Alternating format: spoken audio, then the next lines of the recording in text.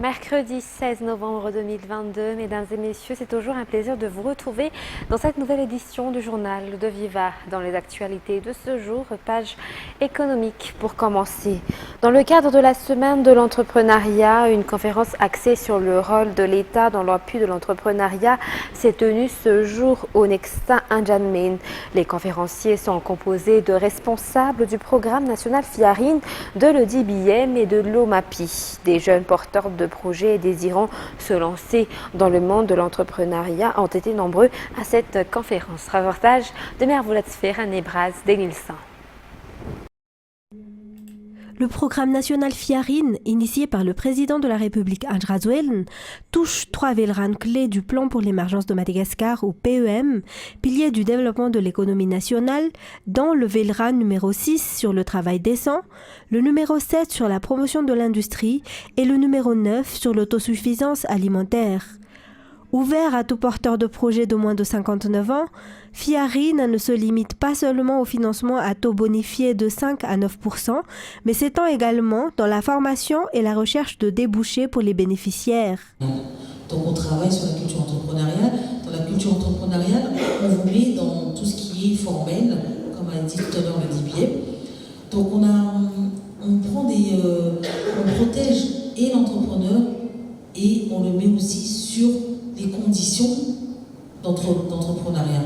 Donc il y a souvent, on demande une garantie, et c'est sur cette garantie-là, pour éviter que l'entrepreneur puisse avoir des problèmes personnels, on s'assure que les choses iront uniquement sur l'entreprise. Donc on protège l'entrepreneur en lui-même. Pour célébrer la semaine de l'entrepreneuriat, cette conférence sur le rôle de l'État dans l'appui à l'entrepreneuriat s'est tenue ce matin au Nexta N'Djamena avec la participation de FIARIN, de l'EDBM et de l'OMAPI qui ont exposé les formes d'appui apportées par l'État dans ce secteur. Il a été constaté à cette occasion que les jeunes sont grandement intéressés par le monde de l'entrepreneuriat.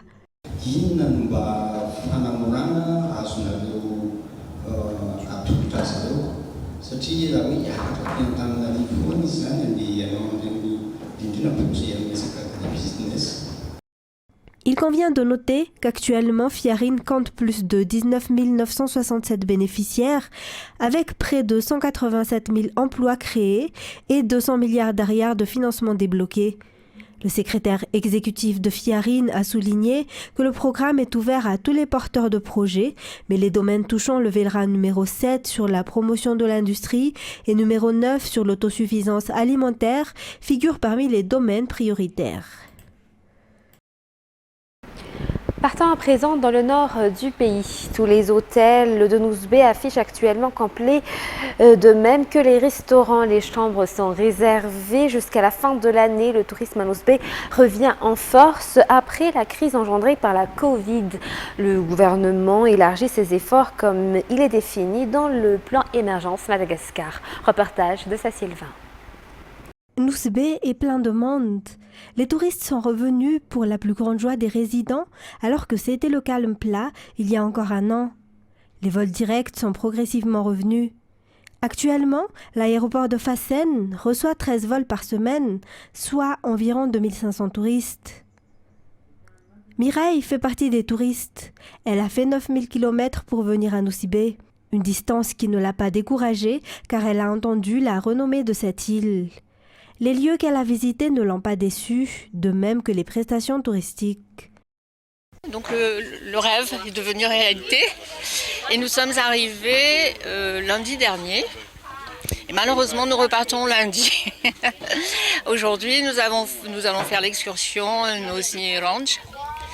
Il paraît que c'est la plus belle. En tous les cas, les cartes postales, on voit des images et on se dit que c'est le paradis. Et sinon, notre ressenti, parce que moi je ne connaissais pas du tout Madagascar et Nosy-Bé, c'est un voyage dans le temps assez extraordinaire par la population multiethnique, bon ça on le savait en arrivant, et puis la gentillesse des Malgaches. Et on est allé vraiment dans des endroits qu'on n'aurait jamais vus si on n'était pas accueillis à Nosy-Bé. Il existe des dizaines d'offres qui attirent les touristes à Nosy-Be. Excursions en mer, observation des requins-baleines, visite des îles environnantes et plein d'autres. Pour ce visiteur, le planning est complet jusqu'à la fin du mois. Non seulement le tourisme s'est redressé, mais il s'améliore à Nosy-Be. Depuis, de nombreux Français et Belges y sont venus. Les guides et les hôtels s'organisent pour ne pas être débordés car les infrastructures n'arrivent plus à suivre les demandes. L'année dernière, seulement 30 à 40% des chambres étaient occupées. Face à cette recrudescence du nombre des touristes, la réalisation du PEM est primordiale, notamment la construction des hôtels 5 étoiles. Partant à présent dans le sud, toujours dans ce cadre, le parc national Bemara sera fermé à partir de ce jour pour la saison touristique 2022.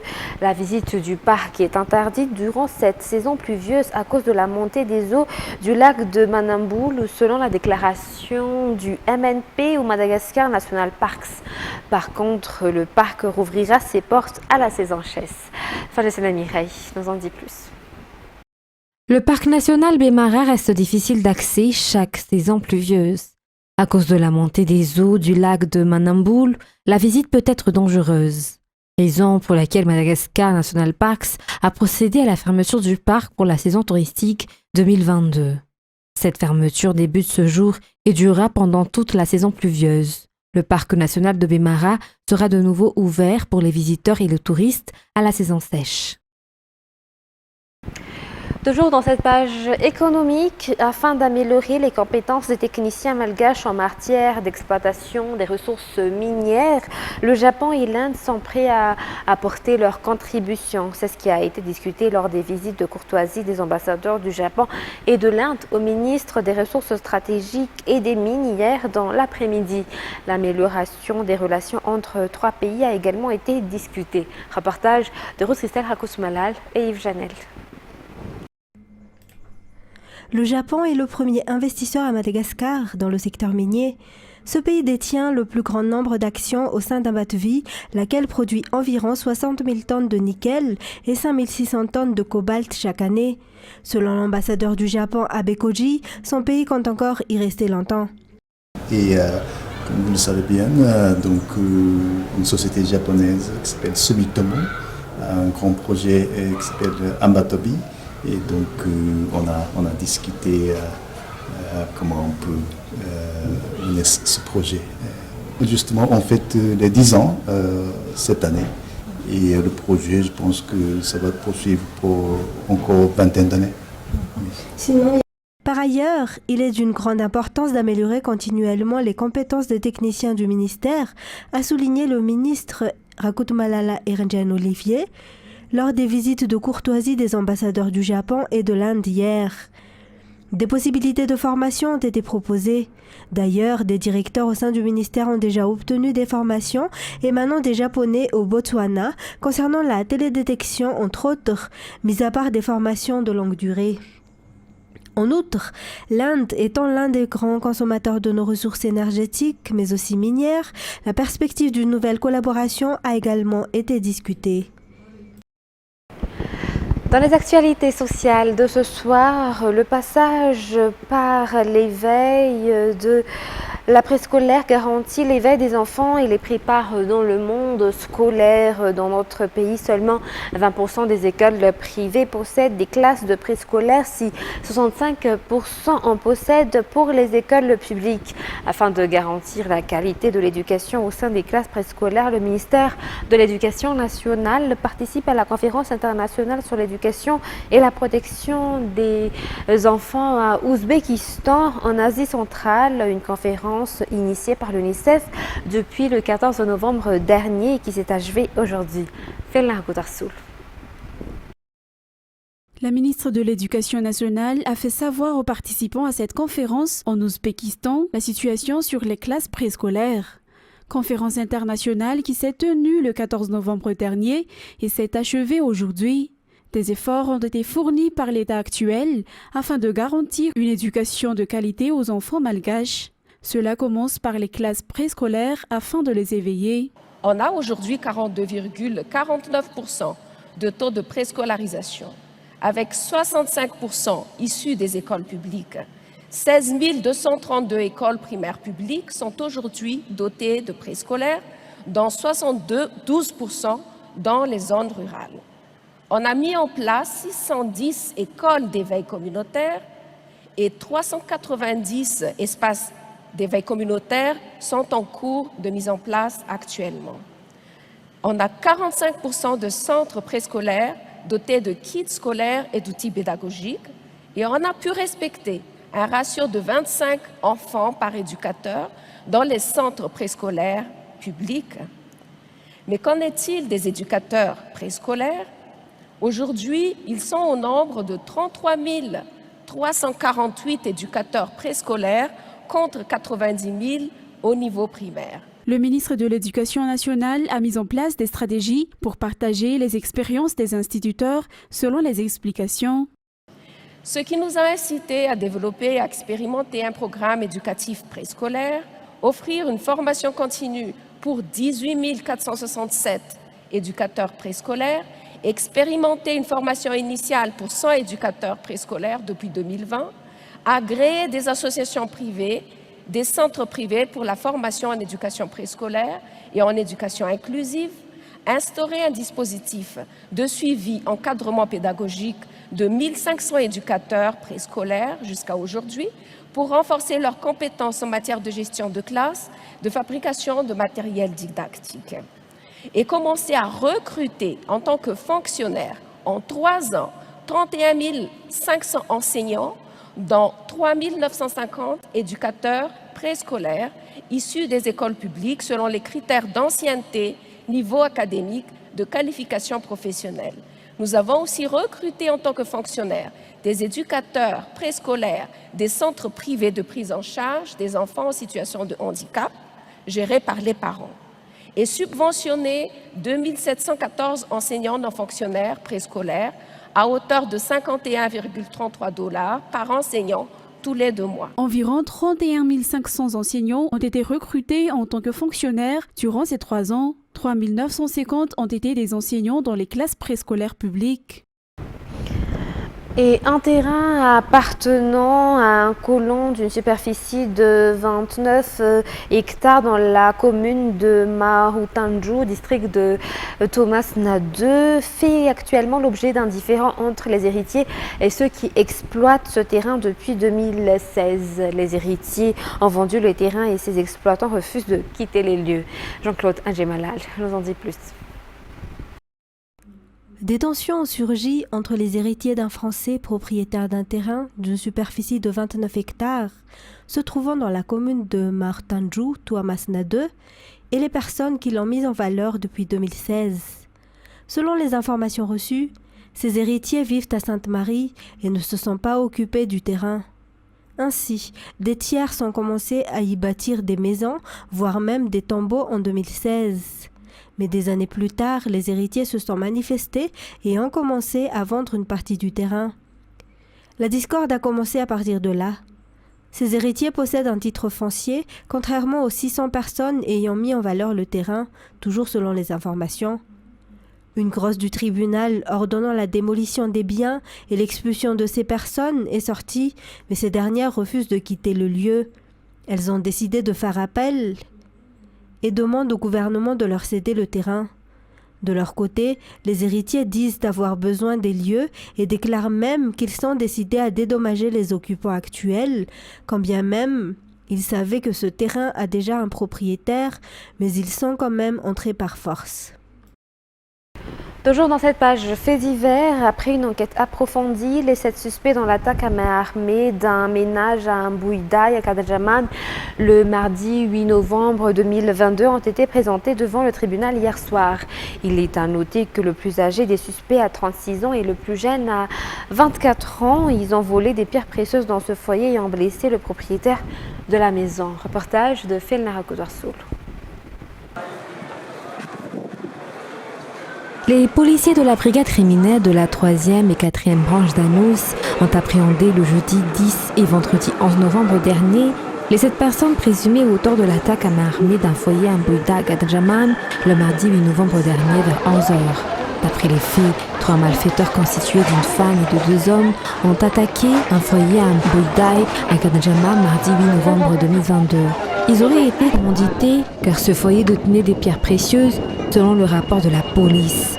Ces malfaiteurs se sont introduits et ont menacé par des armes puis violenté les propriétaires des lieux. Ils ont pris la fuite après avoir achevé leur forfait. Le propriétaire a immédiatement porté plainte. L'enquête en vue de rechercher ces malfaiteurs ont abouti à des arrestations à Boudrin jeudi 10 novembre dernier et l'un des malfaiteurs serait le cerveau de cette affaire. De plus, il connaissait le propriétaire qui a été victime de l'attaque selon les explications. Un des membres, une femme, a été également arrêtée le même jour à Katgelilaf, une des complices dans cette affaire. Un dénommé Rasta a été également arrêté à Anjanur Interouk, c'est lui qui aurait fourni l'arme qui a blessé le propriétaire. Et cette arme a été en sa possession durant son arrestation. 2 femmes ont été également appréhendées avec lui. Ces derniers ont caché leurs biens qui ont été volés et les pierres précieuses ont été découvertes dans leur maison durant la perquisition. Durant cette journée du 10 novembre également, 2 personnes ont été appréhendées, des hommes qui ont fourni des armes aux malfaiteurs. Ces derniers ont avoué durant leur audition. Ils ont été présentés devant le tribunal hier et feront l'objet d'enquêtes approfondies. Dans les actualités internationales de ce soir, le village d'Agadez au Niger, considéré comme l'un des joyaux culturels du pays, a beaucoup souffert de l'insécurité. Pendant des années, les agences de voyage, les hôtels et les guides ont pu compter sur les milliers de touristes qui venaient visiter la région. 20 000 visiteurs par an en moyenne. Aujourd'hui, la situation est tout autre. France 24.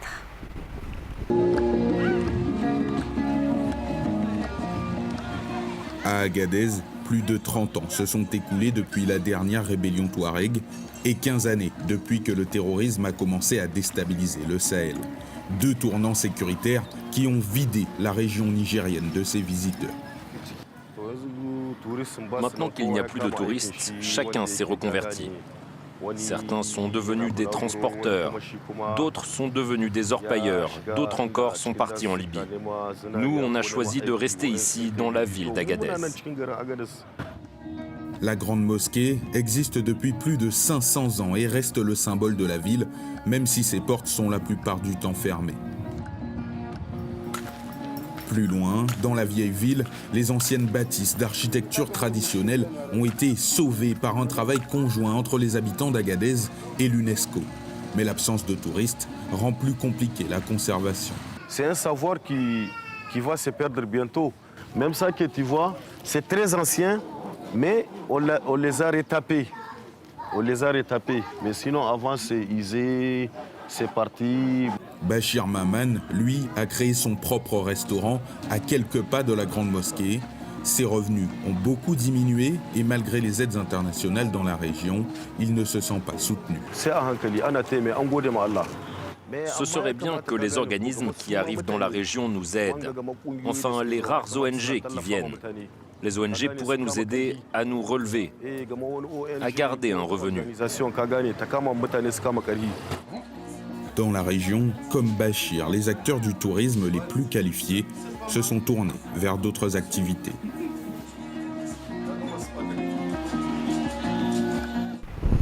Il y a 3 ans, le 16 décembre 2019, une première personne était hospitalisée du Covid-19 dans la ville de Wuhan, dans le centre de la Chine. 3 ans après l'apparition des premiers cas officiels de Covid-19 dans le pays, une partie des Chinois vit toujours sous cloche. L'État maintient sa politique zéro Covid. Cela provoque la colère de certains habitants. France 24 nous en dit plus. Dans les rues de Canton, au sud de la Chine, ses habitants détruisent des barrières de protection et manifestent face aux travailleurs en combinaison blanche.